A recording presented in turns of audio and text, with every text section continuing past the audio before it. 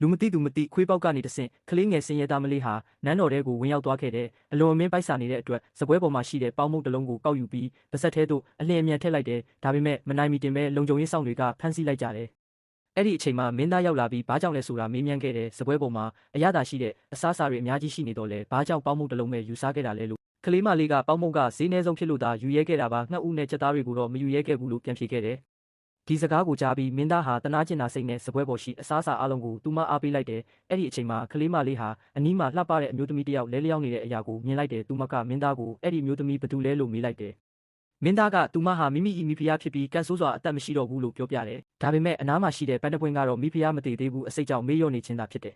။လို့လှုပ်ဝက်စကားပြောခဲ့တယ်။အဲ့ဒီအတန်ကိုတော့ကလေးမလေးတစ်ယောက်ထဲသာကြားနိုင်ခဲ့တယ်။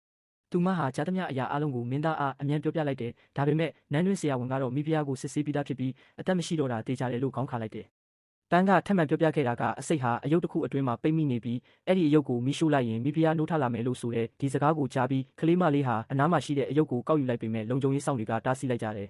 ။အဲ့ဒီအယုတ်ဟာမိဖုရားရဲ့သမီးလေးကြံရစ်ခဲ့တဲ့တခုတည်းသောအမတ်တရပစ္စည်းဖြစ်လို့ဘယ်သူမှမထိရဘူးလို့ပြောကြတယ်။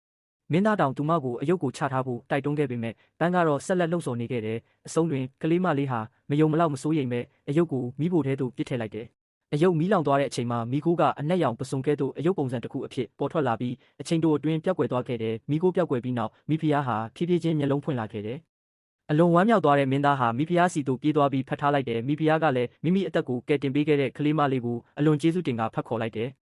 ထို့နောက်သူမဟာမိမိ၏သမီးလေးအသက်ရှိနေခဲ့ရင်လည်းဒီကလေးမလေးလောက်အသက်အရွယ်တူနေမည်ဖြစ်ကြောင်းစိတ်ထဲထင်မြင်လိုက်တယ်။အဲ့ဒီအချိန်မှာမင်းသားကကလေးမလေးကိုမွေးစားလိုကြောင်းအကြံပြုခဲ့ပြီးမိဖုရားလည်းဝမ်းမြောက်စွာသဘောတူလိုက်တယ်။အဲ့ဒီနေ့မှစပြီးကလေးမလေးဟာနန်းတော်အတွင်းမှာပျော်ရွှင်ချမ်းမြေ့စွာနေထိုင်ရပြီးအစားအစာအတွက်စိုးရိမ်ပူပန်စရာမလိုတော့ပါဘူး